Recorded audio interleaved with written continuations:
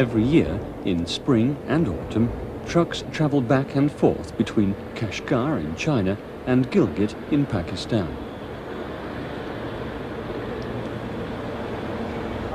These people are returning to Pakistan with their trucks laden with Chinese goods. Chinese people seeing the Pakistanis off. People engaged in frontier trade part company at this pass after final handshakes.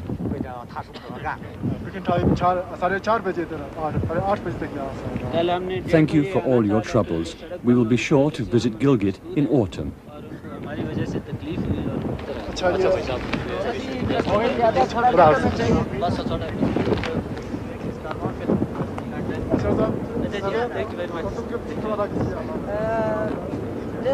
Thank you very much.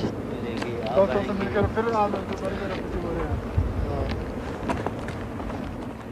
They must leave the ridge behind before the snowfall becomes severe.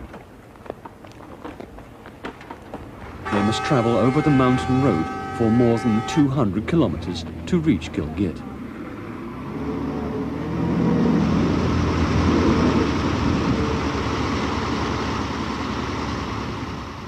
An amicable relationship is the primary reason for interchange between Gilgit and Kashgar. Neither side spends foreign currency. Barter is the means of trade.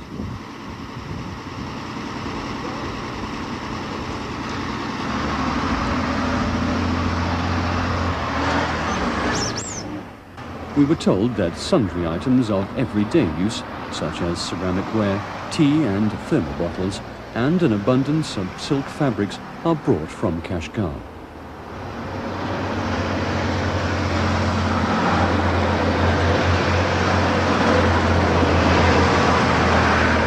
Trucks in Gilgit are delightful just to look at. They are decorated with colourful pictures and patterns.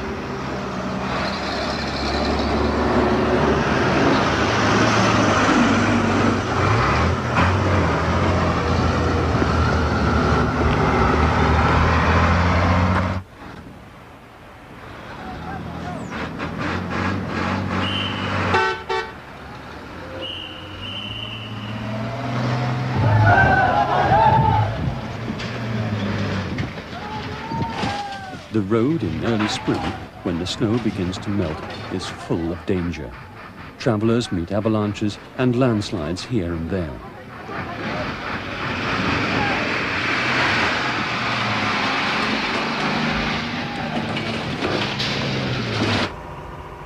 Ali Khadra, the driver, had his first opportunity to travel to Kashgar. He had been looking forward to this chance.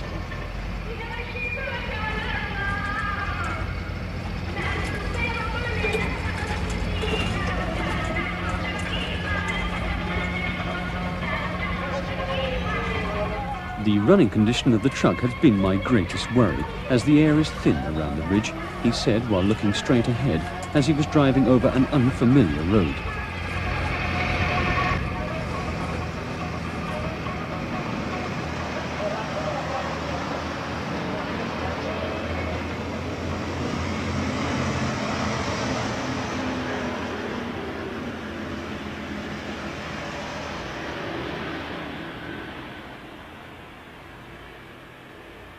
Some 100 kilometers from the ridge, the ravine became somewhat wider.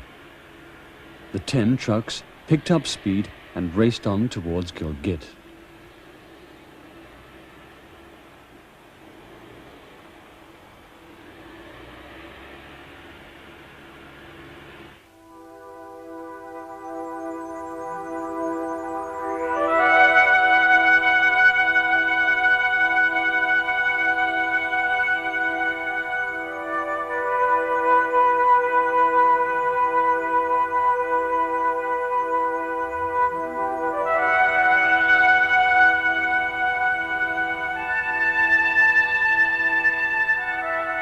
The Karakoram highway we are following was built by cutting open the mountain ranges.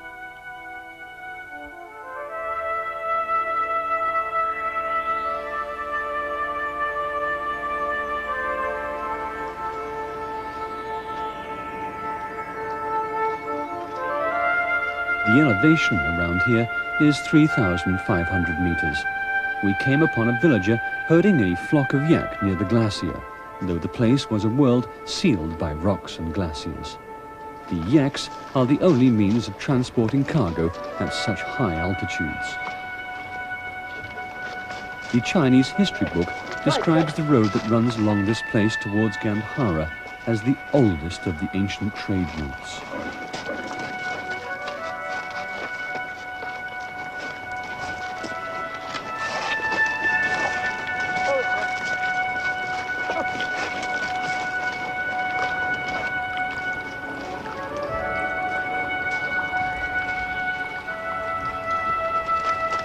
Silk was transported over this road.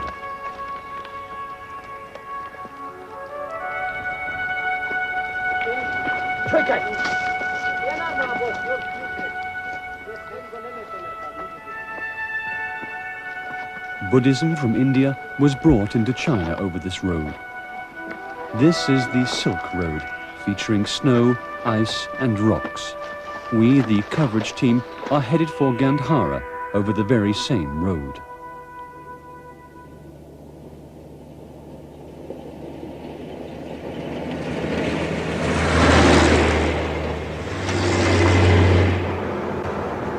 We have descended to an altitude of 2,500 meters and begin to notice that it is becoming warmer.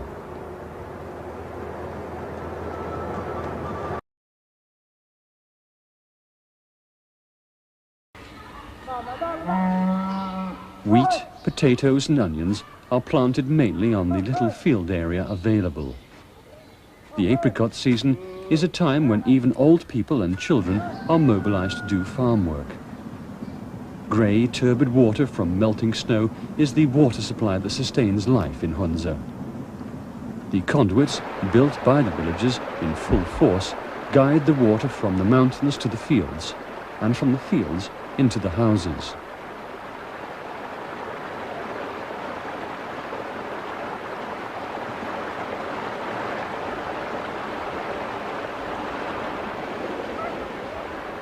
What the women are concerned with most are apricot blossoms, since apricots which ripen in autumn are made into preserved food which is indispensable in winter.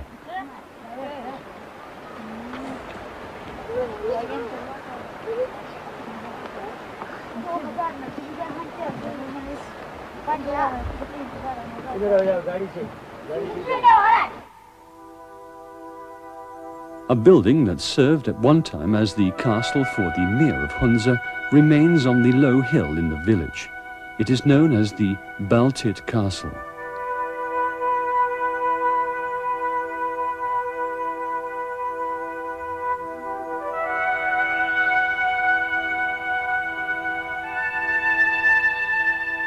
Hunza has a long history. The king and his clan, who used to live in the castle, are said to have come from Iran 900 years ago. The people carried on brisk interchange with China, and as many travelers stopped over in this area, the kingdom prospered for a long time.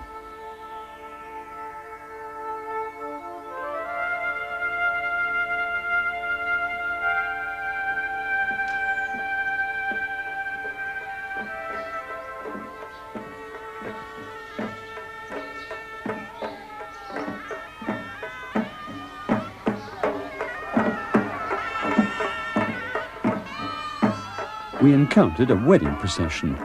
People were taking the bride to the home of the bridegroom.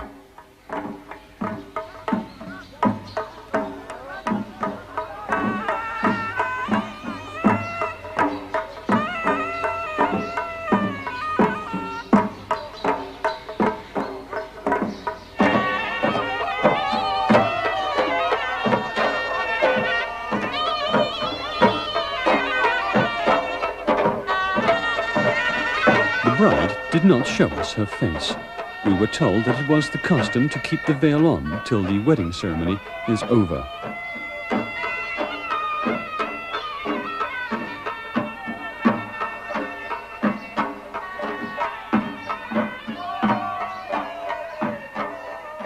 People's rejoicing adds gaiety to spring in Hunza.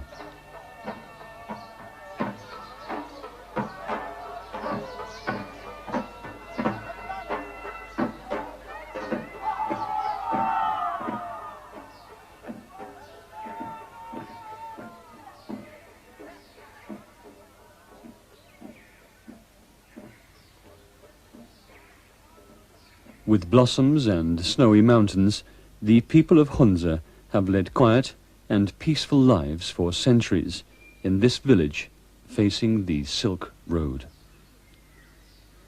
Valley in Hunza. Hunza is a village well known throughout the world for its people's long lifespan. Has always been the seat of the Mir of Hunza, of this area. Assalamu alaikum. Aiye. Ayu. Chalo. Chalo beta, shabash. The place, as you know, looks a little dirty, but that's how life is here. Assalamu alaikum. Assalamu alaikum. Kya haal hai ji? Assalamu alaikum. Please come. I want you to meet Mr. Ali Murad that you have come to meet from so far. We visited the oldest man in the village, who lived near the Baltit castle. हिरोसे साहब हैं। हिरोसे साहब Japan से आए हैं और ये मुबारक हो team आपको के लीडर हैं। इनके आपका इकबाल बुलंद हो। The old man, named Ali Murad, was sitting leisurely with his great-grandchild in his lap. दुआ करके इकबाल बुलंद हो। जी। इनको इज्जत बुलंद होना। जनाब अच्छा उठाकर उसको चाय तैयार अच्छा, है। आइए चाय पीते हैं। आइए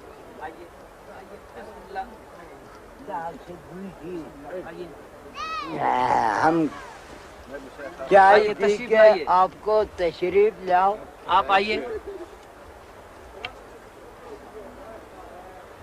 The old man received us cheerfully, in spite of our unannounced visit.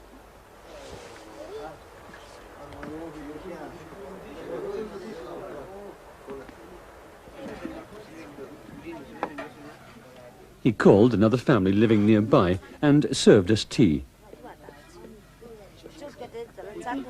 The tea contained large amounts of milk and sugar. When we wanted to know his age, he said he should be 108 years old. His hearing and sight were still good. He told us in the local dialect, known as Rushuski, about his younger days.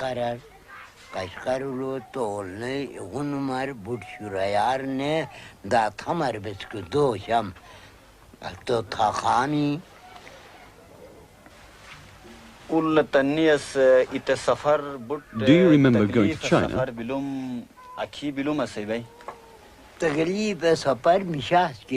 It must have been some 70 years ago. We took some tributes.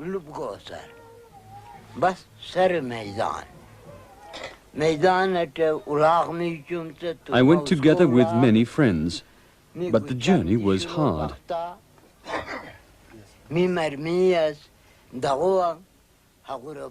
Tashkogan was the first place we visited.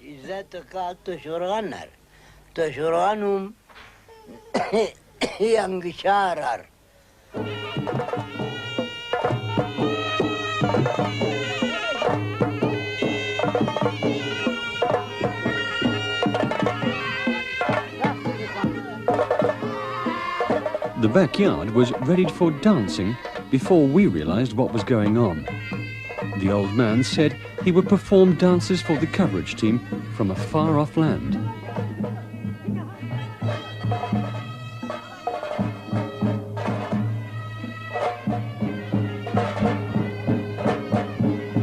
We were worried somewhat, wondering if an old man of 108 years could really dance.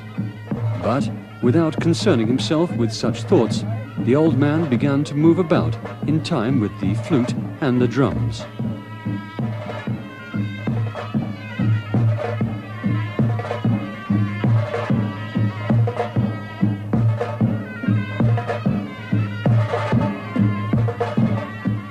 The old man's remembrances of his journey through life seemed to have been touched by this dance, which he said he learned at the castle in his younger days. How delightful it was when we danced at Kashgar. In Khotan, we used to dance till late at night.